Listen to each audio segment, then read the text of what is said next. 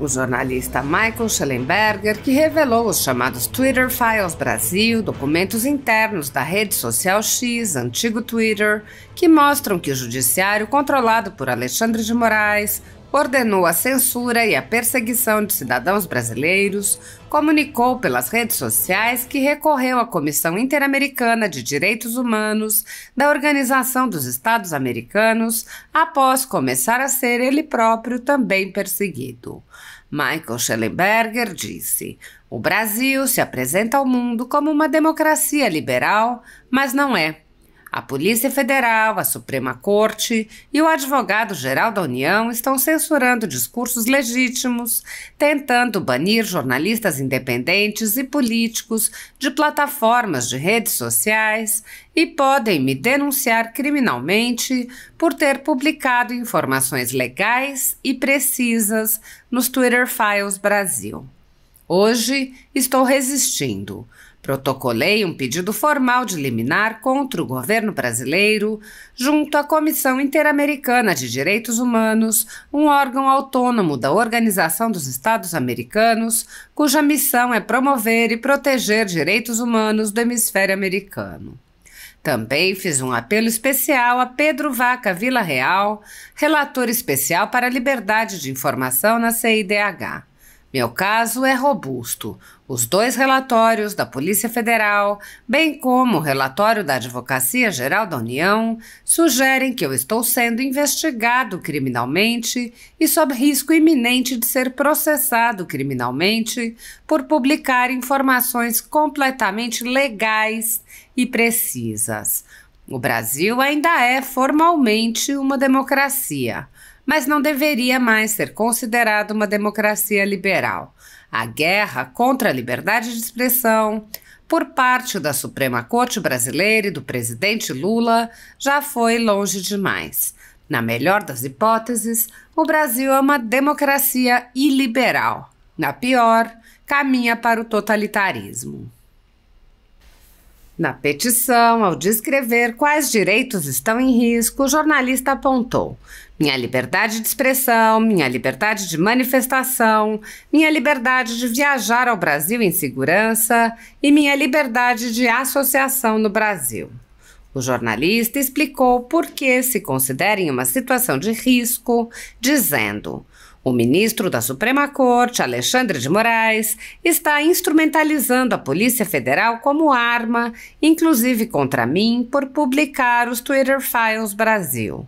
A Polícia Federal enviou a Moraes 2 relatórios, um no dia 18 de abril e outro no dia 19 de abril.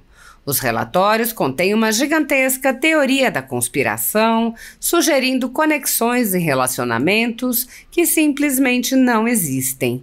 Ninguém da Polícia Federal me entrevistou e, pelo contrário, estão espalhando desinformação sobre mim.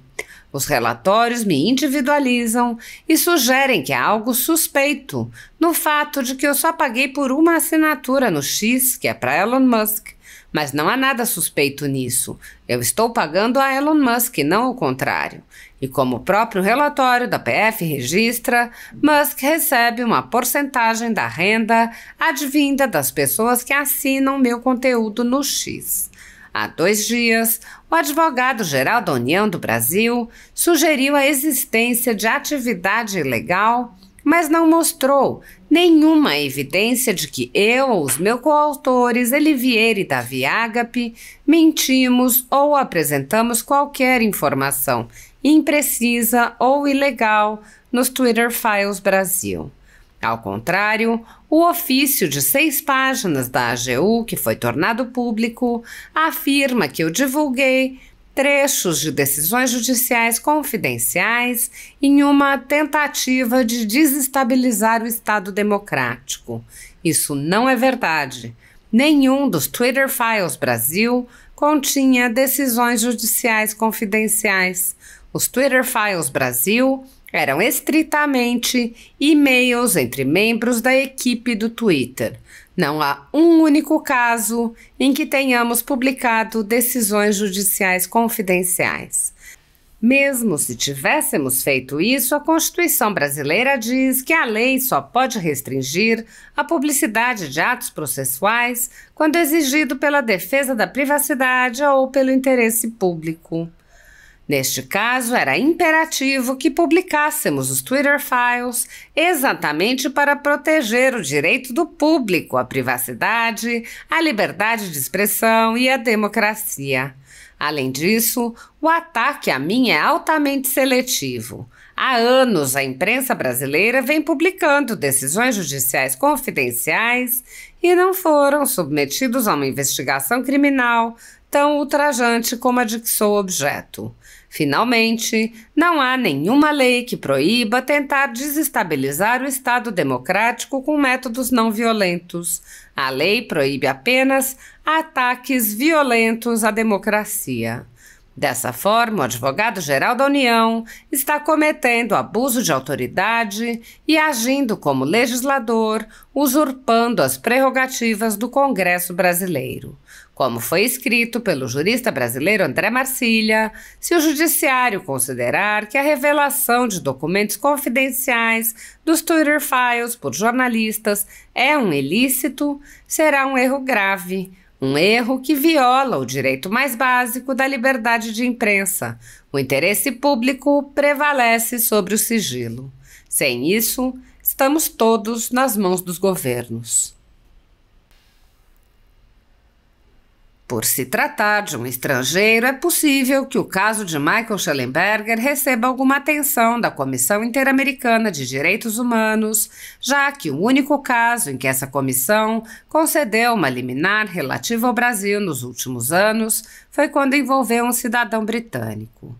A comissão recebeu, nos últimos anos, centenas de denúncias de brasileiros e jamais concedeu uma liminar ou teve qualquer ato oficial no sentido de sugerir limites à atuação do ministro Alexandre de Moraes.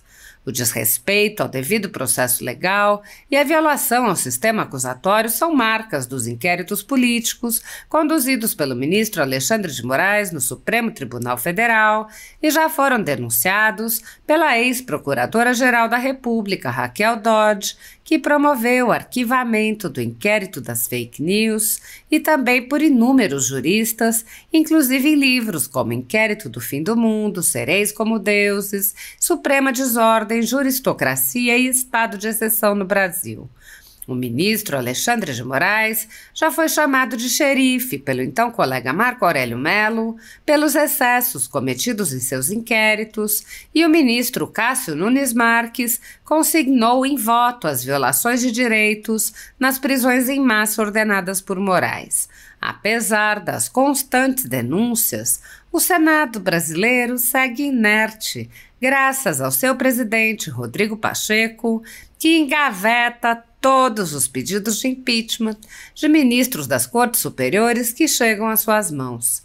Em consequência da inércia do Senado, já houve centenas de apelos a cortes internacionais. A Comissão Interamericana de Direitos Humanos já recebeu nos últimos anos uma série de denúncias de violações a direitos, em especial a liberdade de expressão, relacionadas aos inquéritos políticos conduzidos pelo ministro Alexandre de Moraes. A comissão foi informada sobre os jornais estourados, com equipamentos apreendidos, jornalistas perseguidos e presos. Foi informada sobre a invasão de residências de cidadãos e a apreensão de bens. Foi informada sobre a censura de meios de comunicação.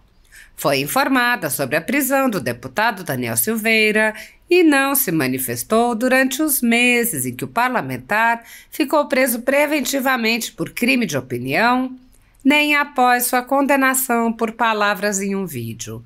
Foi informada sobre a perseguição a jornalistas que são impedidos de exercer sua profissão e têm bens e renda confiscados. Foi informada sobre os ativistas que passaram um ano em prisão domiciliar sem sequer denúncia em Brasília, mesmo morando em outros estados. Foi informada sobre a prisão de Roberto Jefferson, presidente de um partido, e sua destituição do cargo, a mando de Moraes. Foi informada sobre a censura a parlamentares. Foi informada sobre as prisões em massa, confisco de propriedades e tribunais de exceção. Foi informada sobre a morte no cárcere de Clériston Pereira da Cunha, com um pedido de soltura, que simplesmente não foi apreciado pelo ministro relator. Foi informada sobre muitos outros fatos. Há pelo menos 5 anos, há pedidos para que a comissão mande cessar os inquéritos políticos conduzidos por Alexandre de Moraes.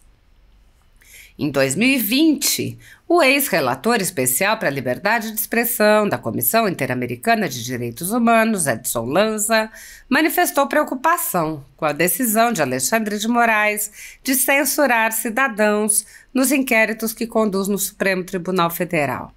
Lanza disse: acompanho com preocupação decisão do Supremo Tribunal Federal que mandou fechar dezenas de contas em redes de ativistas e blogueiros por alegado discurso de ódio. Deve-se provar, em cada caso, que foi ultrapassado o limite da incitação à violência, conforme disposto no item 5 do artigo 13 da Convenção Americana sobre Direitos Humanos, conhecida como Pacto de São José da Costa Rica. Apoiadores do ex-presidente Jair Bolsonaro e pessoas que apenas têm um discurso diferente do imposto pelo cartel midiático vêm sendo perseguidos, em especial pelo Judiciário. Além dos inquéritos conduzidos pelo ministro Alexandre de Moraes, do Supremo Tribunal Federal, também o ex-corregedor do Tribunal Superior Eleitoral, Luiz Felipe Salomão, criou seu próprio inquérito administrativo e ordenou o confisco da renda de sites e canais conservadores, como a Folha Política, com aplauso dos ministros Luiz Roberto Barroso, Alexandre de Moraes e Edson Fachin. Toda a renda de mais de 20 meses do nosso trabalho vem sendo retida sem qualquer previsão legal. Sem a renda de seu trabalho, o jornal corre o risco de fechar. Se você apoia o trabalho da Folha Política e pode ajudar, use o QR Code que está visível na tela para doar qualquer quantia à empresa Raposo Fernandes ou use o código ajude@folhapolitica.org. Caso não utilize Pix, há a opção de transferência bancária para a conta da empresa Raposo Fernandes, disponível na descrição deste vídeo e no comentário fixado no topo. Há mais de 10 anos, a Folha Política faz a cobertura da política brasileira, mostrando atos, pronunciamentos e eventos dos 3 poderes, quebrando a espiral do silêncio imposta pelo cartel de mídia que quer o monopólio da informação. Pix ajude@folhapolitica.org